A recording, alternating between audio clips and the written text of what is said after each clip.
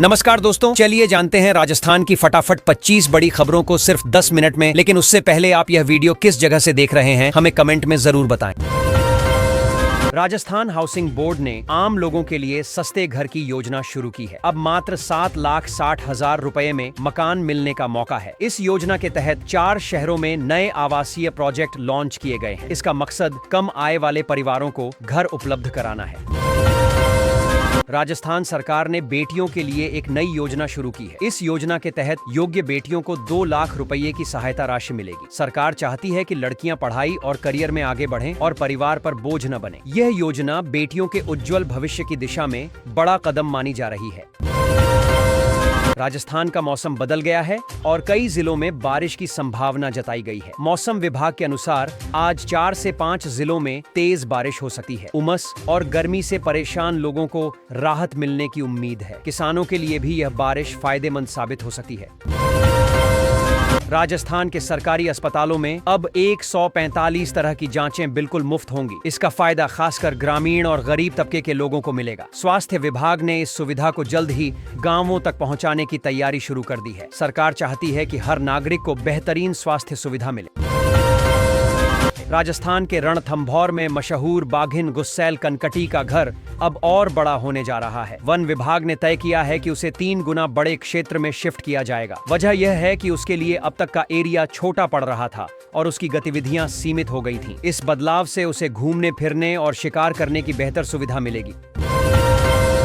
राजस्थान को एक और सोने की खान मिल गई है। अब तक 2 गोल्ड माइन थी, लेकिन अब तीसरी सोने की खान की खोज से खनन विभाग में उत्साह है। इस नए भंडार से रोजगार के अवसर बढ़ेंगे और राज्य की अर्थव्यवस्था को भी मजबूती मिलेगी। स्थानीय लोग भी मान रहे हैं कि सोना निकलने से इलाके का विकास तेजी से होगा। जयपुर से टोंक तक बस के किराए में अब 10 रुपए की बढ़ोतरी कर दी गई है। इसके अलावा अन्य रूटों पर भी किराए बढ़ाए गए हैं। तेल और संचालन लागत बढ़ने के कारण ये फैसला लिया गया है। आम लोगों की जेब पर अब सफर थोड़ा और भारी पड़ेगा। रोजाना आने जाने वालों के लिए यह खर्च बढ़ना बड़ी चिंता बन सकता है। एक किसान ने बड़ा त्याग किया है। उसने अपने पक्के घर को स्कूल में बदल दिया ताकि गांव के बच्चे पढ़ लिख सकें और अनपढ़ न रह जाएं। खुद वह अब झोपड़ी में रहने लगा है। उसका मानना है कि बच्चों की शिक्षा सबसे बड़ी प्राथमिकता है। यह कदम सुनकर गांव वाले भी भावुक हो गए और किसान की सोच की सराहना कर रहे हैं। बीकानेर में शिक्षा विभाग ने 21 लाख पौधे लगाने का दावा किया, लेकिन जियो टैग सिर्फ 7 लाख पौधों का ही किया गया। इसका मतलब है कि कागज पर संख्या ज्यादा दिखाई जा रही है। इस खुलासे के बाद पारदर्शिता पर सवाल उठने लगे हैं। स्थानीय लोग अब पूछ रहे हैं कि बाकी पौधे कहां गए और गिनती में गड़बड़ी क्यों हुई। राजस्थान की पटवारी भर्ती परीक्षा में इस बार 88% उपस्थिति दर्ज हुई है। युवाओं का मानना है कि भजनलाल शर्मा सरकार की सख्ती और सख्त व्यवस्थाओं ने परीक्षा प्रक्रिया को भरोसेमंद बनाया है। पहले जिस तरह नकल और अव्यवस्था की खबरें आती थीं, इस बार वैसा कुछ नहीं दिखा। कांग्रेस नेता भंवर सिंह भाटी ने पीएम मोदी पर सवाल उठाए हैं। उन्होंने कहा कि सरकार की घोषणा के बावजूद पाकिस्तान की तरफ पानी जा रहा है। इस मुद्दे को लेकर उन्होंने केंद्र सरकार की नीतियों पर सवाल खड़े किए और वीडियो फुटेज दिखाते हुए कहा कि जनता को सच्चाई जानने का अधिकार है। राजस्थान के मुख्यमंत्री भजनलाल शर्मा ने अधिकारियों को नगरीय विकास परियोजनाओं को समय पर पूरा करने के निर्देश दिए हैं। उन्होंने कहा कि शहरों में मूलभूत सुविधाओं में देरी जनता के जीवन पर असर डालती है, इसलिए किसी भी तरह की लापरवाही बर्दाश्त नहीं की जाएगी और काम निर्धारित समय सीमा में पूरा होना चाहिए। राजस्थान हाउसिंग बोर्ड ने 4 बड़े शहरों में नए घर देने की घोषणा की है। महज 7,60,000 रुपए में घर मिल सकेगा और इसके लिए लॉटरी सिस्टम अपनाया जाएगा। सरकार का मानना है कि इस योजना से आम आदमी को किफायती आवास मिलेगा और मध्यम वर्गीय परिवारों के घर का सपना पूरा करने में मदद होगी। झालावाड़ में रेलवे ट्रैक 6 महीने पहले ही तैयार हो चुका है, लेकिन ट्रेन संचालन शुरू नहीं हुआ। लोग लगातार पूछ रहे हैं कि जब सब कुछ ठीक है तो ट्रेनों को हरी झंडी क्यों नहीं दी गई। इससे यात्रियों की परेशानियां बढ़ गई हैं और स्थानीय लोगों को लंबी दूरी तय करनी पड़ रही है। सुप्रीम कोर्ट के बाद अब राजस्थान हाई कोर्ट ने भी आवारा कुत्तों के मुद्दे पर सख्त रुख अपनाया है। कोर्ट ने साफ कहा है कि कुत्तों की बढ़ती संख्या और उनके हमलों पर तुरंत रोकथाम की जरूरत है। इस मामले को लेकर राज्य में बड़ा विवाद छिड़ गया है और जिम्मेदारी तय करने पर बहस तेज हो गई है।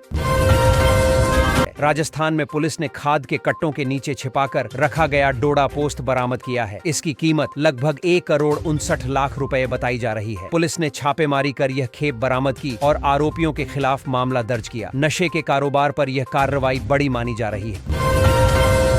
जयपुर विकास प्राधिकरण ने जोन 10 क्षेत्र में बड़ी कार्रवाई की है। सड़कों की सीमा से अतिक्रमण हटाने के साथ ही 8 बीघा जमीन पर बनी 2 अवैध कॉलोनियों को ध्वस्त किया गया। जेडीए अधिकारियों का कहना है कि यह अभियान आगे भी जारी रहेगा और अवैध निर्माण को किसी कीमत पर बख्शा नहीं जाएगा। जयपुर में 22 अगस्त से कैटरर्स एक्सपो शुरू होने जा रहा है। इस आयोजन में विभिन्न तरह की कैटरिंग सेवाएं और नए फूड प्रोडक्ट्स प्रदर्शित किए जाएंगे। देश भर से बड़े कैटरर्स और फूड इंडस्ट्री से जुड़े लोग इस एक्सपो में शामिल होंगे। आयोजकों का दावा है कि यह कार्यक्रम युवाओं और उद्यमियों के लिए खास मौके लाएगा।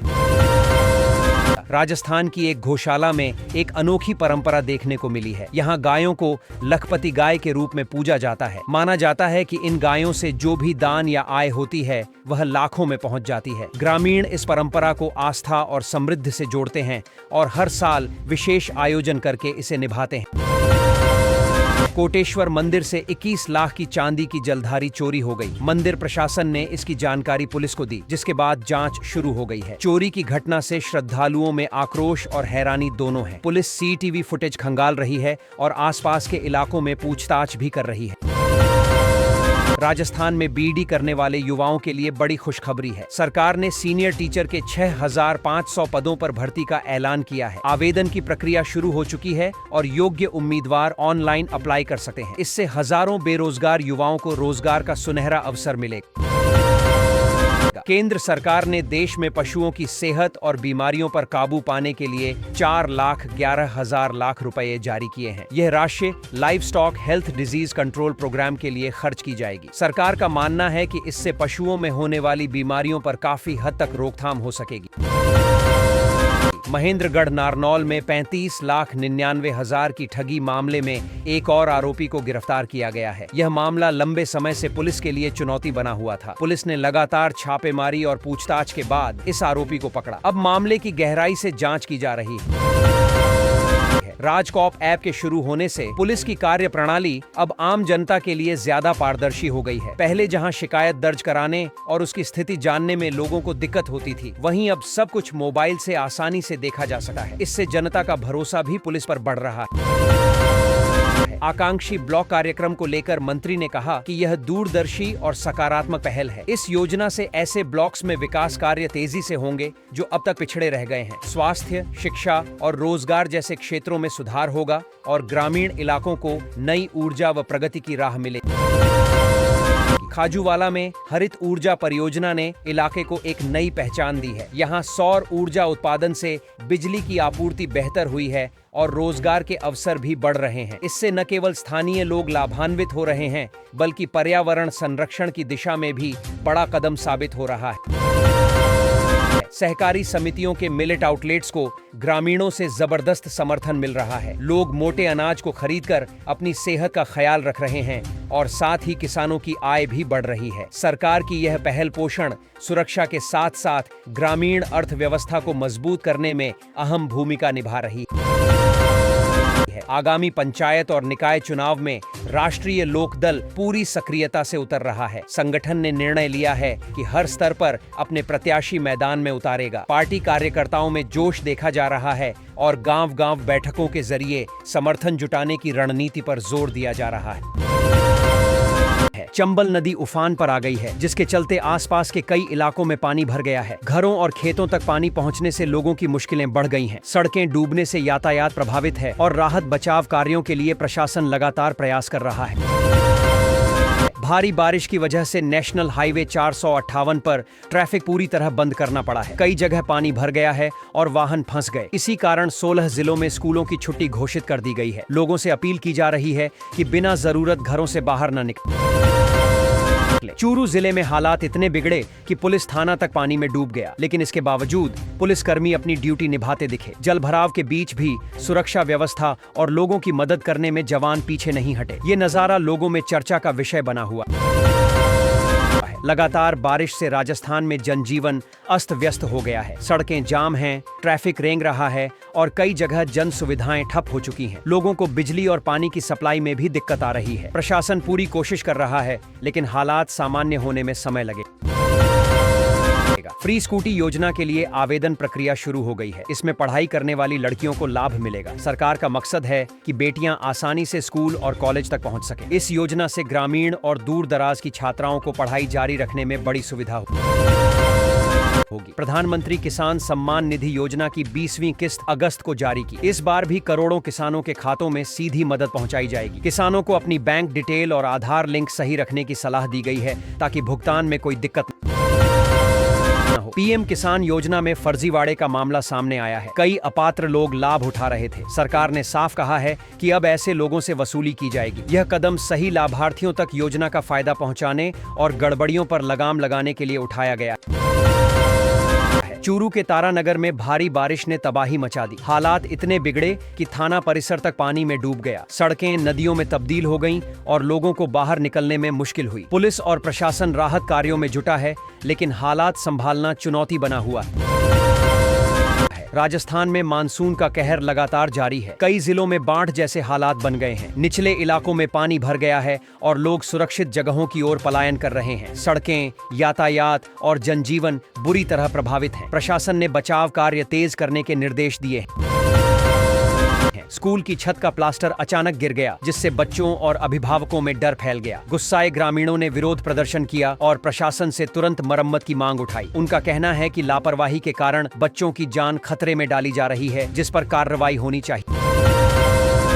नाबालिगों के होटल में रुकने को लेकर सरकार ने नए सख्त नियम बनाए हैं। अब होटल मालिकों को पहचान पत्र और पूरी जांच के बाद ही कमरा देने की अनुमति होगी। इसका मकसद बच्चों की सुरक्षा सुनिश्चित करना और होटल उद्योग में फैली गड़बड़ियों को रोकना है। खाटू श्यामजी धाम में श्रद्धालुओं की सुविधा बढ़ाने के लिए भव्य कॉरिडोर बनाने की योजना तैयार है। इस परियोजना पर 87.77 करोड़ रुपए खर्च होंगे। कॉरिडोर बनने से दर्शन व्यवस्था आसान होगी और मंदिर क्षेत्र का विकास भी होगा। इससे श्रद्धालुओं को बड़ा फायदा मिलेगा। बाबा श्याम धाम में बड़े स्तर पर बदलाव किए जा रहे हैं। कुल 10 नई व्यवस्थाएं जोड़ी जाएंगी, जिनसे श्रद्धालुओं को सुविधा होगी। भीड़ नियंत्रण से लेकर सफाई और पार्किंग व्यवस्था तक सब कुछ सुधारा जाएगा। इन बदलावों से मंदिर आने वाले भक्तों का अनुभव बेहतर होगा। सांवलिया जी मंदिर में इस बार भक्तों ने आस्था से भरे मन से चढ़ावा चढ़ाया। कुल मिलाकर 28 करोड़ रुपए से ज्यादा का चढ़ावा जमा हुआ। यह देखकर मंदिर समिति ने श्रद्धालुओं का आभार जताया। इतनी बड़ी राशि से मंदिर की सुविधाएं और विकास कार्यों को और गति मिलेगी।